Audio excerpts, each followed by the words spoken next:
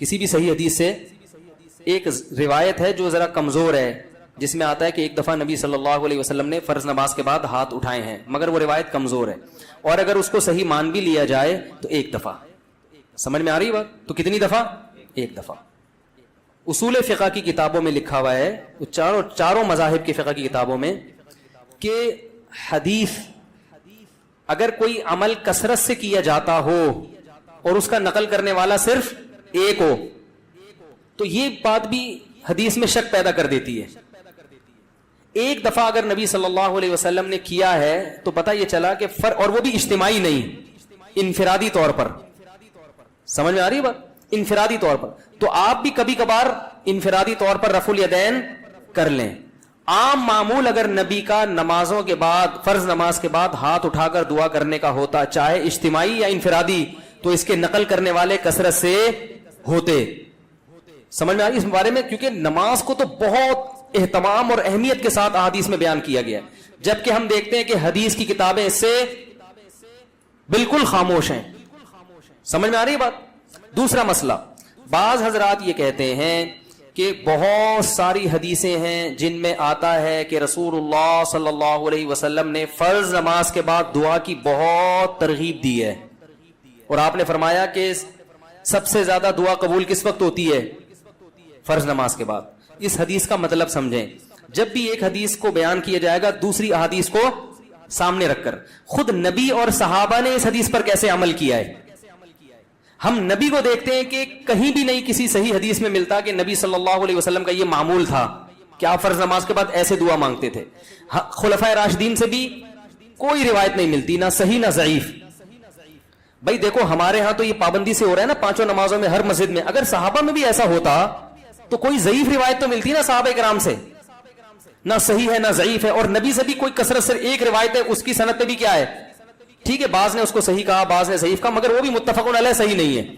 تو یہ کیسے ہو سکتا ہے کہ ایک عمل پابندی سے ہو رہا ہو اور اس کا نقل کرنے والا کوئی ہو ہی نہیں؟ تو اب ہم دیکھتے ہیں کہ جو حدیث میں آتا ہے فرض نماز کے بعد آپ صلی اللہ علیہ وسلم نے دعا کی ترغیب دی ہے، خود کیسے دعا مانگی ہے. تو ہم دیکھتے ہیں کہ نبی سے دوسری حدیثوں میں کیا ملتا ہے. آپ نے فرمایا جس نے فرض نماز کے بعد اللہم انت السلام پڑھا، کسی حدیث میں آتا ہے آپ نے فرمایا اللہم لا مانع لما اعطیت ولا معطی لما منعت ولا ينفع ذا الجد منک الجد. کسی میں آتا ہے جس نے فرض نماز کے بعد آیت الکرسی. خود آپ کا اپنا معمول بھی یہی. تو پتہ یہ چلا ان کلمات کو حدیث میں دعا سے تعبیر کیا جا رہا ہے. یہ وظائف ہیں. وظیفہ اس دعا کو کہتے ہیں جن کے یعنی لگے بندے کلمات ہوں، اس کو بھی دعا سے تعبیر کیا جاتا ہے. اس کی مثال ایسے ہے جیسے ہم کہتے ہیں افطار کی دعا، آذان کے بعد کی دعا، مسجد میں داخل ہونے کی دعا، مسجد سے باہر نکلنے کی دعا. تو وہ دعا کیا ہے؟ اللہم افتح لی ابواب رحمتک، مخصوص کلمات. اذان کے بعد کی دعا کیا ہے؟ اللہم رب هذه الدعوة التامة. تو فرائض کے بعد جو دعا ہے وہ بھی کیا ہے؟ آیت الکرسی، اللہم انت السلام، اللہم لا مانع لما اعطیت. یہ کلمات، ان کلمات کو کیا کہا گیا ہے؟ بولو بھائی، دعا. اور ابن تیمیہ رحمہ اللہ کی رائے یہ ہے جو تفرد ہے کہ فرض نماز کے بعد سے مراد ہے جو اتحیات کے درود شریف کے بعد ہم دعا پڑھتے ہیں، رب اجعلنی مقیم الصلاۃ ربنا آتنا، جو کیونکہ حدیث میں آتا ہے دبور کل صلاۃ. تو دبر کا جو لفظ ہے عربی میں وہ بعد کے معنی میں بھی استعمال ہوتا ہے اور اینڈ کے معنی میں بھی. ابن تیمیہ رحمہ اللہ کہتے ہیں کہ جو ہم نماز کے آخر میں اتحیات پڑھتے ہیں، پھر درود شریف پڑھتے ہیں، اس کے بعد جو دعائیں کرتے ہیں نا، تو فرض نماز کے بعد سے مراد کیا ہے؟ یہ والی. لیکن یہ ان کا تفرد ہے. ہم کہتے ہیں ایسا نہیں بلکہ سلام کے بعد. مگر دعائیں کون سی؟ وہ جو منقول ہیں. یہاں تک میں سمجھا پایا اپنی بات؟ آگے چلیں. اور نبی صلی اللہ علیہ وسلم نے مختلف مواقع پر مختلف وظائف پڑھے ہیں فرض نماز کے بعد، کبھی آیت الکرسی، کبھی اللہم انت السلام. تو ہم یہ کہتے ہیں دوسری طرف حضرت عائشہ رضی اللہ تعالی عنہا کی حدیث ہے کہ آپ صلی اللہ علیہ وسلم فرض نماز کے بعد اللہم انت السلام کے بقدر بیٹھتے تھے اور پھر کھڑے ہو جایا کرتے تھے. ان دونوں حدیثوں کو ملا کے پتہ چلتا ہے کہ فرض نماز کے بعد جتنے وظائف منقول ہیں یہ سارے نہیں پڑھنے، کبھی کوئی اور کبھی کوئی. اہمیت چونکہ اللہم انت السلام کی زیادہ ہے اور وہ دائمی معمول رہا ہے نبی کا، جیسے حضرت عائشہ کی، تو اس کو ہم نے اہمیت دی. اور ہم کہتے ہیں کہ پھر آپ فوراً کھڑے ہو کر سنتوں میں مشغول ہو جائیں، باقی وظائف اور تسبیحات آپ پڑھیں سنتوں کے بعد. اس طرح تمام حدیثوں میں تطبیق. اور اہل حدیث حضرات یہ کہتے ہیں کہ نہیں, فرض نماز کے بعد ہی آپ تمام معمولات پورے کریں, اس کے بعد سنتیں پڑھیں. تو یہ علماء میں ایک اختلاف ہے. لیکن ہاتھ اٹھا کے دعا مانگیں جیسے ہمارے ہاں رائج ہے, یہ کہیں بھی نہیں ہے. حتیٰ کہ چاروں, یہ تو اب یعنی اہل حدیث میں بھی نہیں ہے, وہ تو سب کو پتا ہے نہیں ہے. یہ فقہ حنفی میں بھی نہیں ہے, فقہ شافی میں بھی نہیں ہے, فقہ مالکی میں بھی نہیں ہے, اور فقہ حنبلی میں بھی نہیں ہے. کیونکہ فقہ حنفی کی کتابیں بھی اس سے خالی, فقہ مالکیہ, شافعیہ, حنابلہ ان کی کتابیں بھی اس سے بالکل خالی. نہ صرف خالی بلکہ اس کے مخالف. فتاوی عالمگیریہ فقہ حنفی کی کتاب ہے نا, اس میں لکھا ہے کہ امام کو چاہیے کہ سلام پھیرنے کے بعد اللہم انت السلام کے بقدر بیٹھے اور اس کے بعد کھڑا ہو جائے. یہ کہیں بھی نہیں لکھا کہ اس میں کیا کرے, اجتماعی دعا مانگے یا انفرادی دعا مانگے, کہیں بھی نہیں لکھا ہوا, بلکہ اس کے خلاف لکھا ہوا ہے. تو اس لیے یہ فقہ حنفی میں بھی نہیں ہے. ہاں یہ ہمارے اکابر میں ایک چیز رائج ہو گئی ہے, ہمارے بزرگوں میں, جو ہندوستان میں بہت تیزی سے, بولو بھائی, پھیل گئی. جب رائج ہو گئی تو حضرت مفتی محمد شفیع صاحب رحمہ اللہ تعالیٰ کا اجتماعی دعا پر ایک رسالہ ہے, مفتی اعظم جو تھے, انہوں نے فرمایا کہ اب اس کو ایک دم ختم کرنے میں کیا ہے, آیا کہ اس لیے کسی مسجد میں اگر یہ دعا مانگی جا رہی ہے تو ختم کرنے پر اصرار نہ کیا جائے, کیونکہ فی نفسی ہی تو دعا کا موقع ہے نا فرض کے بعد. بھائی فی نفسی ہی حدیث میں آتا ہے کہ فرائض کے بعد دعا قبول ہوتی ہے, اس کی یہ کیفیت نہیں ہے. تو فی نفسی ہی نماز کے بعد دعا کا ایک موقع ہے, تو اس میں عوام نے کچھ چیزیں اپنی طرف سے لگا کے اجتماعی ہیئت بنا دی. تو چونکہ ایک ہوتی ہے, ایک چیز کا سرے سے کوئی اصل ہی نہیں ہے, اور ایک اصل ہے مگر اس کی کیفیت منقول نہیں ہے, تو اس میں معاملہ تھوڑا سا کیا ہو جاتا ہے, اہون ہو جاتا ہے, کمتر ہو جاتا ہے. تو اس لیے انہوں نے لکھا کہ چونکہ یہ اتنی زیادہ پھیل گئی ہے, اس کو ایک دم ختم کرنا, اس میں فتنہ بہت ہے, اور خود شریعت ہی فتنے کو پسند نہیں کرتی. تو ائمہ کرام کو چاہیے محبت سے لوگوں کی ذہن سازی کریں, لیکن ایک دم اس کو چھوڑنے کی کوشش, بولو بھائی, نہ کریں. یہ کون کہہ رہا ہے, مفتی اعظم, جو حضرت مفتی تقی صاحب کے کیا تھے, والد تھے. اس لیے کہ میرا جب یہ کلپ جاتا ہے نا تو بہت سے لوگ میرے خلاف ایک طوفان کھڑا کر دیتے ہیں کہ یہ حنفی نہیں ہے, یہ پتہ نہیں, یہ تو بزرگوں ہمارے اکابر کے خلاف چل رہا ہے, تو پتہ نہیں کیا کیا لوگ بنانا شروع کر دیتے ہیں. تو ہمارے اکابر قرآن و سنت کے فالوورز تھے, لیکن اگر کسی اکابر نے کوئی چیز کر دی ہے تو اب یہ تو نہیں کہ اس کو آپ نے لازمی قرآن و حدیثی کے مطابق کرنا ہے کیونکہ ہمارے بزرگ نے کر دی ہے.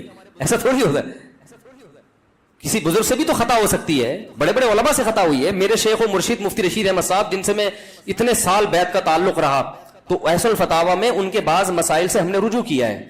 ہم نے کہا یہ حضرت کی رائے تھی مگر ہم اس سے متفق, بولو بھائی, نہیں ہے. تو اب اس کا یہ مطلب کہ ہم اکابر کو نہیں مانتے, اور ہمارے شیخ نے بعض چیزوں میں اپنے شیخ سے اختلاف کیا ہے.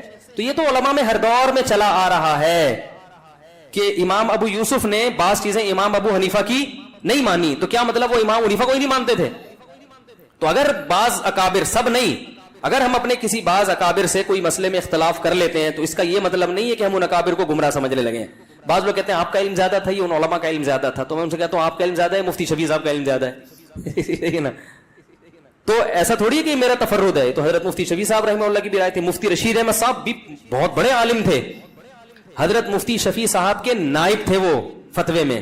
ان کا پورا احسن الفتاوی میں ایک رسالہ ہے کہ فرائض کے بعد رفع الیدین سے دعا نہیں ہے, پورا رسالہ لکھا ہے انہوں نے.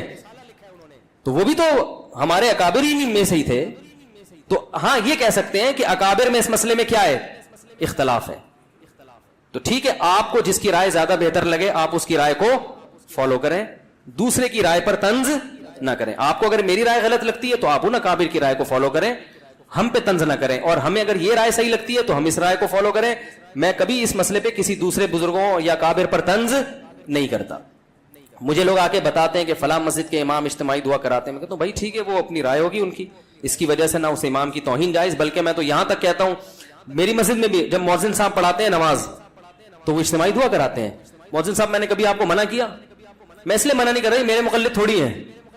یہ کہہ سکتے ہیں بھائی فلاں امام بھی کر رہے ہیں, فلاں بزرگ بھی کر رہے ہیں, فلاں وہ عالم, وہ آپ سے بڑے عالم ہیں, وہ کر رہے ہیں, تو یہ میرے تھوڑی مقلد ہیں. تو میں کیا کہوں گا بھائی, جب ایک اتنے بڑے عالم کو فالو کر رہے ہیں تو میں کیا کہہ سکتا ہوں؟ میں اپنی رائے دلائل کی دنیا میں پیش کر دوں گا, بھائی یہ سمجھ میں آ رہی ہے ٹھیک ہے, نہیں آ رہی ہے تو بھی ٹھیک ہے. کوئی اتنا بڑا ایشو نہیں ہے کہ جس پہ ہم ایک دوسرے کے خلاف مناظرے کریں. فتوے دیں. ساری مسجدیں جتنی بھی ہیں سب میں اجتماعی دعا ہوتی ہے. لوگ مجھے آگے بتاتے ہیں وہ تو کر رہے ہیں. کہتا ہوں بھائی وہ بھی سنت ہی کو اپنے لحاظ سے فالو کر رہے ہیں.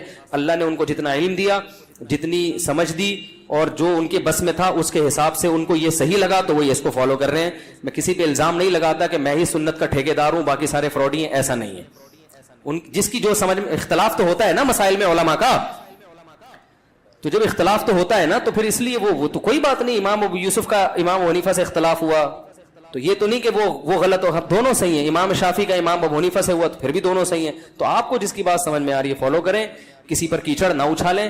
دلائل کی دنیا میں مجھے یہ بات زیادہ سمجھ میں آ رہی ہے کہ اگر یہ چیز سنت ہوتی تو صحابہ کرام سے منقول کیوں نہیں ہے. لو کان خیرا ما لسبقونا الیہ.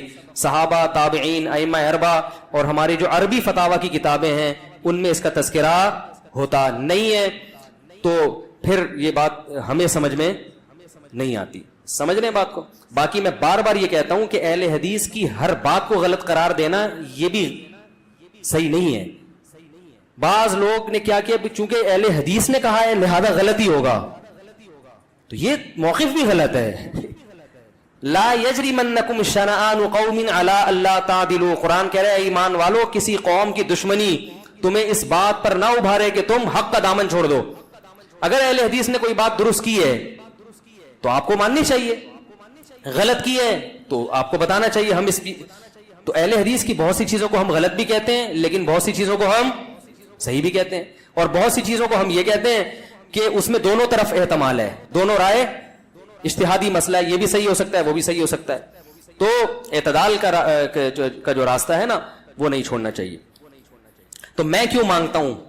پہلی بات, میں اجتماعی نہیں مانگتا, میں فرض کے بعد اجتماعی دعا نہیں مانگتا. میں اللہم انت السلام پڑھتا ہوں صرف, اور رفع الیدین ہلکا سا کرتا ہوں کیونکہ لوگوں میں تحمل نہیں ہے. اگر میں نے یہ بھی نہیں کیا تو اگلی نماز میں پبلک شارٹ کر دے گی مجھے.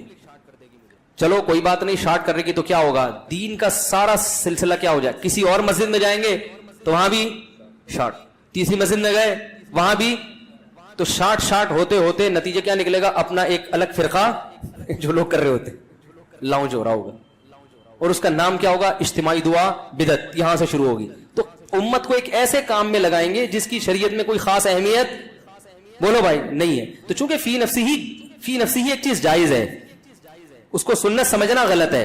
تو فی نفسی جب ایک چیز کا جواز ہے اور فی نفسی موقع بھی ہے, اس گنجائش سے فائدہ اٹھاتا ہوں کہ بھائی چلو فی الحال اتنا کر لو انفرادی, اور اللہم انت السلام پڑھو اس میں, اور تھوڑی دیر رفع الیدین کر لو. عوام کو باقی سمجھاتے رہو. جب یہ مسجد کے نمازیوں میں تحمل پیدا ہو جائے گا, ہم بڑے ہو جائیں گے, بزرگ بن جائیں گے, سفید داڑھی ہو جائے گی, عمر کمر جھک جائے گی, ہم سے بڑے بڑے اکابر دنیا میں موجود ہیں, لوگ کہہ رہے ہیں بھائی ہم ان سے فتویٰ لیں گے آپ سے کیوں لیں, تو ان کو میں نہیں سمجھا, ان لوگوں کو میں اس بات پہ قائل نہیں کر سکتا.